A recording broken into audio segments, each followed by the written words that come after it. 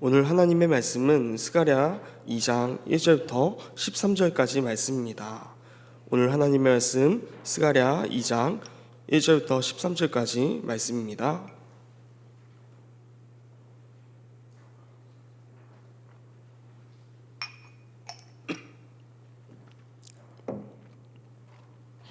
다 찾으신 줄 알고 함께 한 목소리로 봉독하도록 하겠습니다. 함께 보시겠습니다.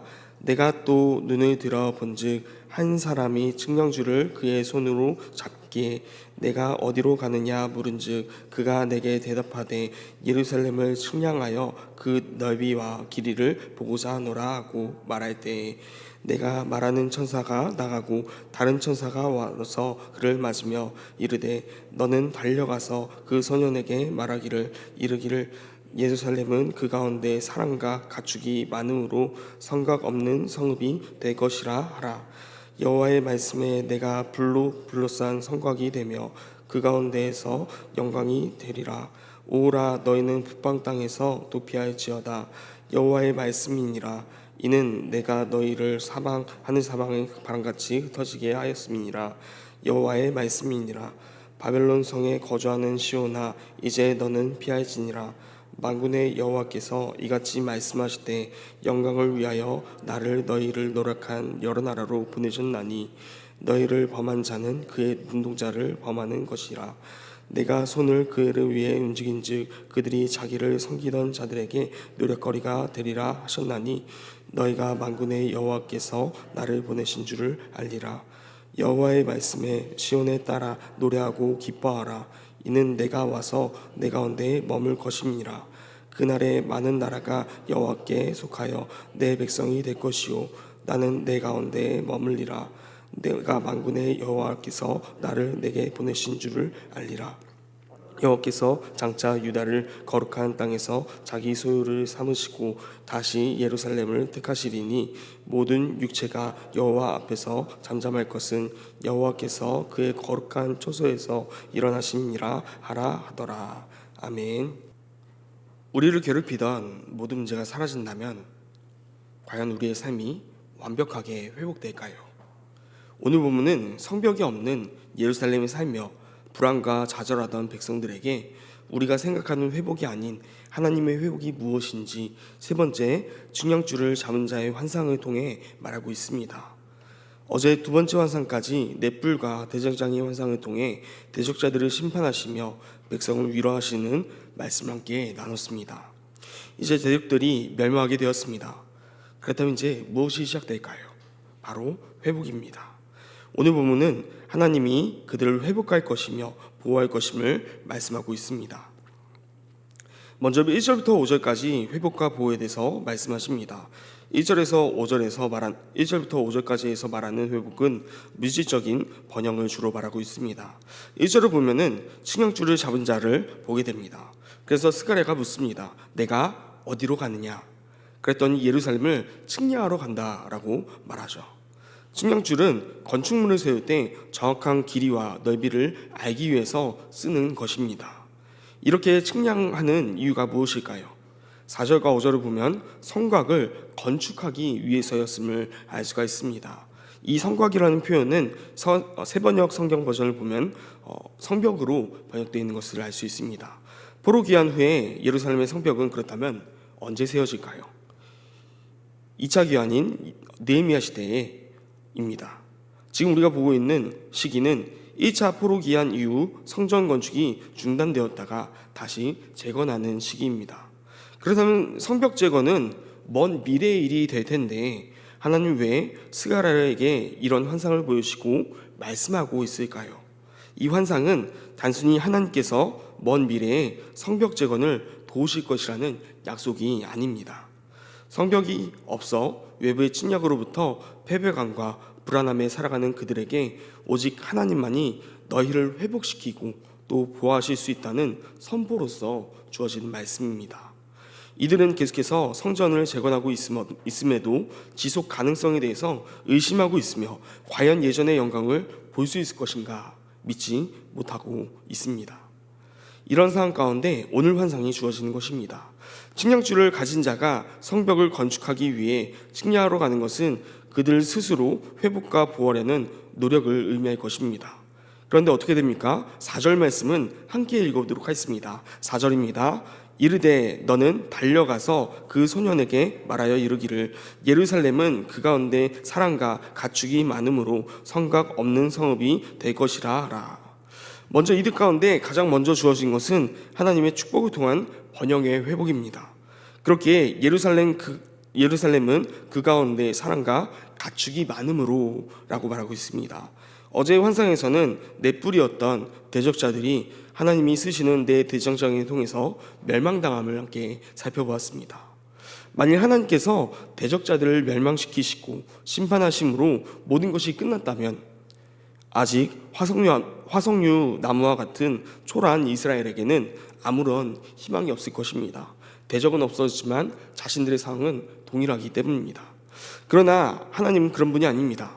대적자들을 벌하시고 그것으로 그치지 않으시고 자기 백성 이스라엘을 다시 회복시키시는 것입니다. 그렇게 하나님의 축복으로 회복되어서 예루살렘에 사랑과 가축이 많게 되는 것입니다. 하나님은 그 백성을 축복하실 때 그냥 축복하시지 않습니다. 오늘 본문에 나와 있지만 차고 넘치도록 부어주시는 분이라는 것입니다. 우리는 하나님의 자녀된 백성이기 때문입니다. 어떤 부모가 자녀가 달라는 만큼 주겠습니까? 차고 넘친 만큼 주지 않겠습니까? 하나님도 같은 마음으로 차고 넘치도록 부어주십니다. 그래서 어떻게까지 되냐 하면은 4절 하반절에 보면은 많음으로 성각 없는 성읍이 될 것이라 라고 말하고 있습니다. 하나님께서 차고 넘치도록 부어주시는 이 축복은 백성들이 감당할 수 없을 만큼 큰 축복이었습니다. 사람과 가축이 많아, 즉 너무 번성해서 그들이 지은 성벽 안에 다 거주할 수 없는 그들의 예루살렘 성으로는 감당할 수 없는 정도가 된 것입니다. 이것은 당시 백성들의 상황과 정반대되는 상황입니다. 당시 백성들은 포로기환하여서 이제 다시 성전 재건을 시작하는 시기였습니다. 그렇게 성벽은 당연히 무너져서 존재하지도 않았고 그들의 인원은 번성과는 거리가 멀고 어제의 말씀에 화석류 나무와 같은 초라한 자들이었을 뿐이라는 것입니다. 번영과는 전혀 거리가 먼 자들이며 성벽이 없음은 당시 백성들에게 더 큰 패배감과 의욕을 상실시키는 두려움을 증폭시키는 부분이었을 것입니다. 성벽은 당시 도시의 크기와 상관없이 도시를 보호하는 데 필수적인 요소이기 때문입니다. 그렇게 아무리 번성한다 할지라도 성벽이 없으면 외부의 적으로부터 스스로를 보호할 수 없게 되고 성으로서도 의미가 없는 것입니다. 그런데 하나님은 그 초라한 백성들을 번성시키시며 또 성벽이 없는 그들이 성벽이 있는데 그 성벽이 의미가 없어지게 만드시겠다는 것입니다. 하지만 하나님이 차고 넘치도록 복을 부어주실 때는 그에 대한 대비가 있습니다. 이어서 5절도 함께 읽어보도록 하겠습니다. 5절입니다. 여호와의 말씀에 내가 불로 둘러싼 성곽이 되며 그 가운데에서 영광이 되리라. 그렇습니다. 그들의 능력으로 쌓은 성벽이 무용지물이 되는 그 한계의 순간, 그 순간이 하나님께서 그들의 불성곽이 되어주는 순간입니다. 우리의 한계를 경험하는 순간이 곧 하나님의 역사가 시작되는 순간임을 기억해야 됩니다. 하나님은 모든 것을 아시고 할 수 있는 전지전능하신 분이십니다. 그런데 차고 넘치는 복을 부어주어 그들이 번성하게 되면 그들이 지은 성벽으로는 감당할 수 없다는 것을 모르셨을까요? 잘 알고 계셨을 것입니다. 그럼에도 차고 넘치는 복을 주어 번성케 하셔서 그들의 성벽이 의미가 없어지게 하신 이유는 성전을 재건하면서도 대적자들로부터 자신을 보호할 수 있는 성벽이 없음을 불안해하는 백성들에게 하나님은 성벽을 쌓은 능력을 주신 것이 아닌 그 능력 대신 성벽이 필요 없어지는 상태를 만들어주기 위해서입니다. 이것이 하나님의 방법이라는 것입니다. 우리가 감당할 수 없는 만큼 복을 주셔서 인간의 능력으로 만드는 보호장치인 성벽이 더 이상 그 기능을 못하게 만드십니다. 하나님은 그 백성들이 자신의 능력으로 살아가길 원하지 않으십니다. 자신의 능력으로 살아가는 순간 그들은 하나님과 관계에서 단절되기 때문입니다. 아담과 하와가 왜 선악과를 먹었습니까? 뱀이 그들에게 뭐라고 말했습니까? 하나님과 같이 될 것이라고 말하지 않았습니까? 하나님과 같이 된다는 것은 나에게 하나님이 아니더라도 하나님과 같기에 내 능력으로 살아갈 수 있게 된다는 것을 의미합니다. 그렇게 아담과 하와가 에덴 동산에서 쫓겨나게 되며 하나님과의 단절이, 그 죄가 시작되는 것입니다. 그 죄라는 것은, 즉 죄라는 것은 하나님이 아닌 자신이나 다른 것으로 살아가며 하나님이 필요 없어진, 하나님과 단절된 것을, 그 상태를 의미하는 것을 뜻합니다. 그렇게 본문을 통해서 하나님께서 축복하시며 회복하시는 것은 단순히 백성들의 번영뿐만 아니라 하나님 안에서 살아갈 수 있도록 하는 것이라는 건 말씀입니다. 그것이 하나님과 믿는 자들의 관계이며 회복이기 때문입니다. 하나님께서 오늘 본문을 통해 회복하시는 것은 바로 하나님과의 관계의 회복입니다. 하나님만을 바라보며 의지하는 삶이야말로 믿는 자의 삶이기 때문입니다. 오늘 하루 우리의 삶이 그런 삶이 되기를 간절히 소망합니다. 이어서 6절부터 9절까지는 5절까지 말씀하신 회복의 증거로 노력한 자들을 향한 심판을 다시 말씀하고 있습니다. 6절부터 살펴보면은 북방 땅에서 도피하라라고 말씀하십니다. 여기서 말하는 북방 땅은 바벨론과 같은 백성들을, 노력한 자들을 의미할 것입니다. 그렇게 7절에서 바벨론 성에 거주하는 시오나라고 말하며 직접적으로 대상을 언급합니다. 6절만 말씀은 그러한 북방 땅에서 도피하라라고 말씀하신 것입니다. 이어서 내가 너희를 하늘 사방에 바람같이 흩어지게 했다라고 말씀하십니다. 여기서 너희가 누구일까요? 이스라엘 백성 중에 포로민들을 말씀하시는 것입니다. 즉 하나님의 주권으로 그들이 심판을 받아 흩어진 것임을 다시 언급하시며 북방 땅에서 도피하라는 말씀과 이어지게 되는 것입니다. 북방 땅에서 도피해야 되는 이유는 동일하게 하나님께서 그 북방 땅을 심판하실 것이기 때문입니다. 이것은 하나님의 주권에 대해서 말하고 있는 것입니다. 흩어지게 하시는 것도 또 돌아오게 하시는 것도 하나님이십니다. 그렇게 7절에서 한 번 더 반복하여 피하라 명령하십니다. 바벨론 성에 거주하는 시온아, 이제 너는 피할지니라. 그리고 8절에서는 만군의 여호와께서 영광을 위하여 너희를 노력한 여러 나라로 보내셨나니 너희를 범하는 자는 그의 눈동자를 범하는 것이라 말씀하시며 백성들을 지키시고 그들을 노력한 모든 자들을 심판하실 것을 말씀하고 있습니다. 하나님이 그 백성을 눈동자처럼 보호하실 것임을 말씀하십니다. 또 이어서 9절에서 그들이 자기를 섬기던 자에게 노략거리가 되리라 라고 말씀하시며 백성들을 하나님의 심판의 도구로 노력한 자들이 이제 반대로 심판을 받아 노략거리가 되게 하십니다. 그런데 9절은 이렇게 시작합니다. 내가 손을 그들 위에 움직인즉, 이것은 이들 가운데 임하는 하나님의 심판과 또 모든 현상은 결국 하나님의 주권에 달려 있음을 나타내는 것입니다. 그러면 6절부터 9절은 심판의 도구였던 대적자들이 이제 하나님의 심판받음을 통하여서 백성들이 하나님 안에서 회복될 것을 증거로서 삼고 있습니다. 그 다시 10절부터 13절까지 말씀은 회복과 보호에 대해서 다시 한번 말씀하고 있습니다. 이곳에서 말하는 회복은 영적인 회복을 말합니다. 그래서 오늘 본문 구조에 대해서 살펴보면은 1절부터 5절까지 회복과 보호로 물질적인 회복을 말씀하시고 또 6절부터 9절로 회복의 증거로 심판을 받을 노력자들에 대해서 말씀하십니다. 이어서 다시 10절부터 13절을 다시 회복과 보호를 말씀하심으로써 회복과 보호에 대해서 또 그 증거로 심판받는 노력자들에서 강조하시며 마지막 10절부터 13절은 영적인 회복과 그로 인한 구원으로 확정되어 전체적인 오늘 본문의 주제가 회복이라는 주제로 강조되고 있는 것입니다. 이 흐름은 현재 백성들의 상태와 같습니다. 이들은 포로 귀환 후에 학계 선지자의 선포를 통해서 먼저 성전을 재건하며 물질적인 회복을 꿈꾸고 있었습니다. 그러나 스가랴를 통해서 말씀하신 이유는 한 주간 계속해서 살펴봤듯이 이들 가운데 영적인 회복이 제대로 이루어지지 못하고 있기 때문입니다. 그렇게 오늘 본문의 흐름도 똑같이 먼저 이들 가운데 물질적인 회복을 말씀하시고 그 외에 영적인 회복이 따라오고 있는 것을 살펴보게 됩니다. 이들이 성전을 재건하는 상황에서 스가랴 선지자를 통해서 영적인 회복이 이루어지듯이 오늘 본문에서도 똑같은 흐름을 보여주고 있는 것입니다. 그런 의미로서 10절부터 13절의 말씀은 함께 살펴보면은 먼저 노래하고 기뻐하라 라고 말씀하십니다. 그 이유는 내가 와서 내 가운데 머물 것이기 때문입니다. 그렇습니다. 회복하는 것은 단순히 우리의 삶이 질이 높아지고 다시 잘 사는 것을 의미하지 않습니다. 궁극적인 회복은 하나님과 함께하는 것이라는 겁니다. 그 하나님과의 관계가 회복될 때 우리는 비로소 회복이라는 단어를 사용할 수 있게 되는 것입니다. 오늘 본문에서 말하는 회복도 결국 내가 와서 내 가운데 머무는 것, 즉 하나님이 우리와 함께 하신 것이 회복임을 기억해야 됩니다. 이어지는 11절 말씀도 그 하나님이 우리 가운데 머무시는 그날에 많은 나라가 여호와께 속하여 내 백성이 될 것이요 라고 말하고 있습니다. 여기서 중요한 것은 많은 나라가 많은 나라입니다.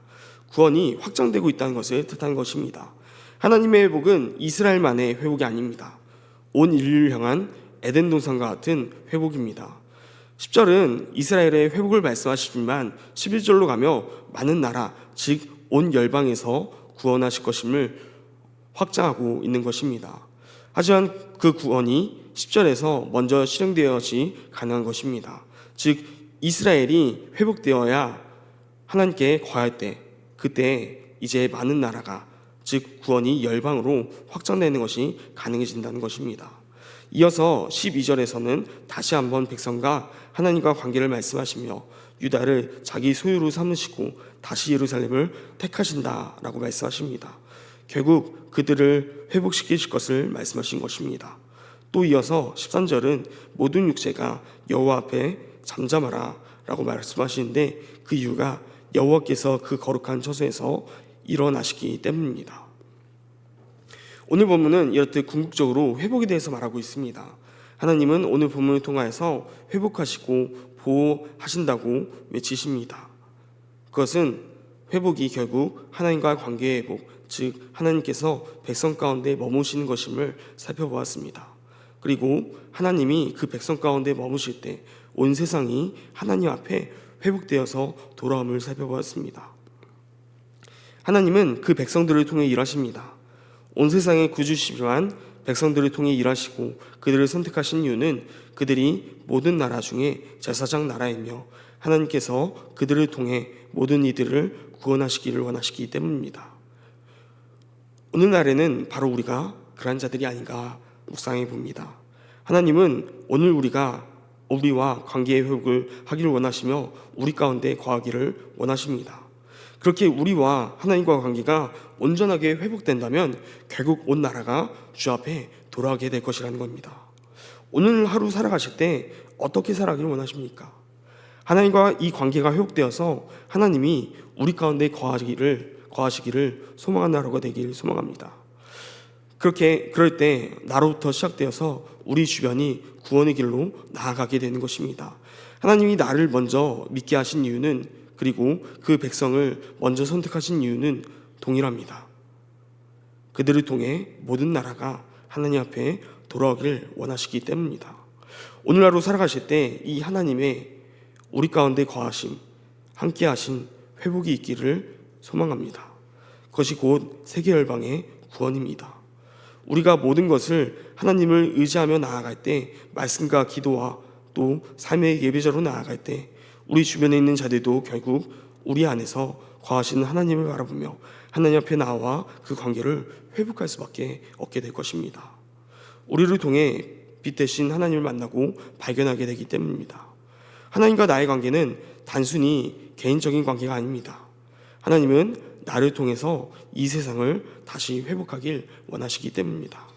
오늘 우리의 삶에서 백성들과 같이 무너진 성벽은 무엇입니까?